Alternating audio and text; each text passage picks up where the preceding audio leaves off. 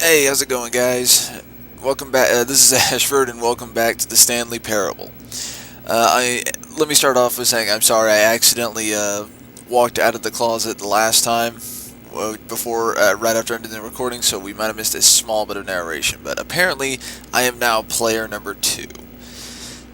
All right, let's see what happens when we get out of here. Nothing else? No, nothing. Okay. Apparently there was nothing else to be had in there. Coming to a staircase, Stanley walked upstairs to his boss's office. But what's downstairs? I want to know what's downstairs. Locked door, yay! Because that's not something we haven't seen a million times already. Hello. Basement. Check out the basement. But Stanley Garage. just couldn't do it. He considered the possibility of facing his boss, admitting he had left his post during work hours. He might be fired for that. Oh dear. And in such a competitive economy, why had he taken that risk? All because he believed everyone had vanished? His boss would think he was crazy. And then something occurred to Stanley. Maybe, he thought to himself, maybe I am crazy. Oh God. All of my co-workers blinking mysteriously out of existence in a single moment for no reason at all. None of it made any logical sense. So? And as Stanley pondered this, he began to make other strange observations. What? For example, why couldn't he see his feet when he looked down? What? Why did doors Where are my feet? close automatically behind him wherever he went? Oh God! And for that matter, these rooms were starting to look pretty familiar. Were they simply repeating? I was just here! No, Stanley said to himself, this is all too strange. This can't be real. And at last, he came to the conclusion No! that had been on the tip of his tongue. He just hadn't found the words for it. I'm dreaming! Oh. He yelled. Oh, thank God. This is all a dream. Oh, what a relief Stanley felt to have finally found an Really? answer, an explanation. His co-workers weren't actually gone. He wasn't going to lose his job. He wasn't crazy after all. He thought to himself, I suppose I'll wake up soon. I'll have to go back to my boring real-life job pushing buttons. I may as well enjoy this while I'm still lucid. So, he imagined himself flying and began to gently float. Whee! Then he imagined himself soaring through space on a magical starfield. Oh, fuck and it yeah. too appeared. It was so much fun, and Stanley marveled that he had still not woken up. Yay! How was he remaining so lucid?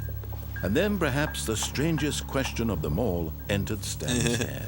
One he was amazed he hadn't asked himself sooner. Oh God. Why is there a voice in my head dictating everything that I'm doing and thinking?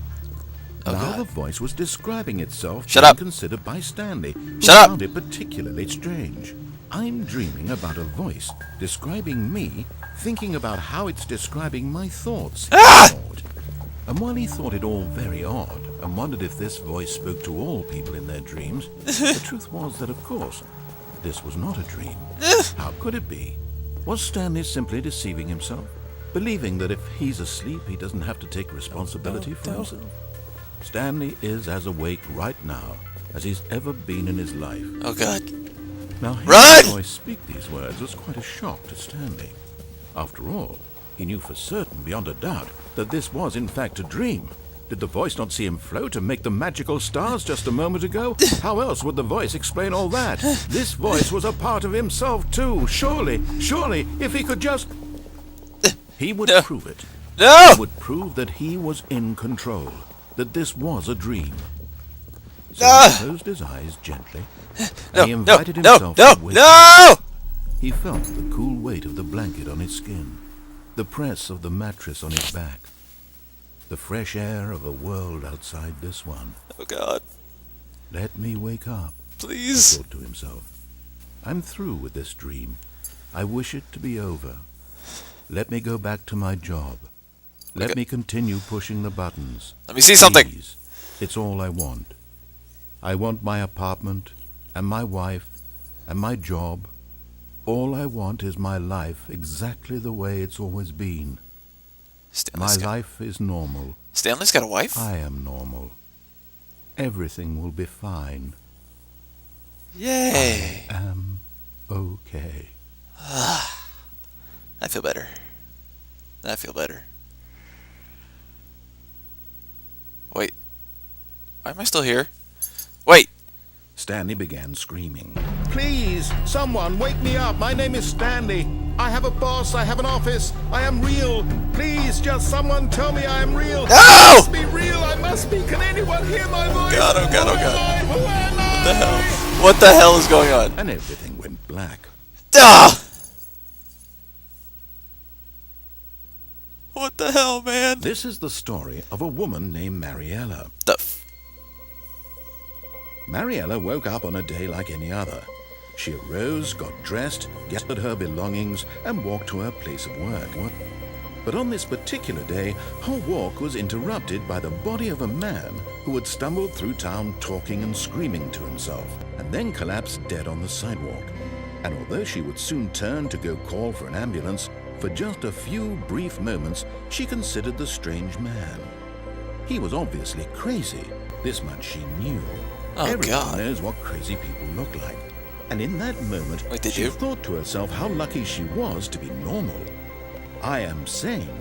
I am in control of my mind. I know what is real and what isn't. Oh, bullshit. It was comforting to think this, and in a certain way, seeing this man made her feel better. But then she remembered the meeting she had scheduled for that day. The very important people yeah. whose impressions of her would affect her career, and by extension, the rest of her life. She had no time for this, so it was only a moment that she stood there, staring down at the body. Oh, And thank then you. she turned and ran. Can't be bothered to call for help. Really? So she just left him there dead? Really? That's fucking friendly. That is real helpful. Thank you so much for at least calling me a goddamn ambulance or something. Or at least someone to take the damn body away. Or the cops even. And here we are again. Joy. Right back at the fucking beginning. That is fantastic. All of his co-workers were gone. What could it mean? Stanley decided to go to the meeting room. Perhaps he had simply missed a memo. No matter how hard Stanley looked, he couldn't find a trace of his co-workers. What? Really? I can't jump. There's no jump. Really? My freaking God, that's just fantastic. I can't believe it. I can't jump. I went crazy.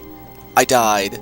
I'm back here again in this hellhole, and I get an achievement for finding out that I can't jump. I guess it's true. Whoever once said white men can't jump. Ah!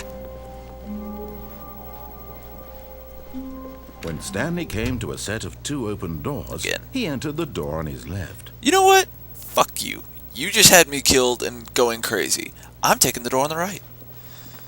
This was not the correct way to the meeting room, and Stanley knew it perfectly well. Perhaps he wanted to stop by the employee lounge first, just to admire it. Maybe I do. And you know what? I'm just going to stop trying to open doors, because apparently none of them fucking open. Yes, truly Nice. a room worth admiring. It had really been worth the detour after all, just to spend a few moments here in this immaculate, beautifully constructed room. Stanley simply stood here, drinking it all in. Sweet. Not a bad room. Seriously? Yes, really, really worth it being here in the room. Oh, God. A room so utterly captivating that even though all your co-workers have mysteriously vanished, here you sit looking at these chairs and some paintings. Really worth it. Seriously, you're just going to keep narrating it whenever I just decide to do something on a whim, aren't you? That's... At this point, Stanley's obsession with this room bordered on creepy and reflected poorly on his overall personality. It's possible that this is why everyone left. Oh my God. Alright. That's actually all the time I have, guys. I'm really, really liking this game. It's absolutely hilarious how it is. I keep finding myself in certain situations and how the voice in his head actually drove me nuts. That is freaking hysterical to me. Alright.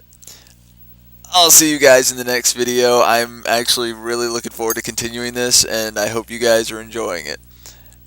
Later.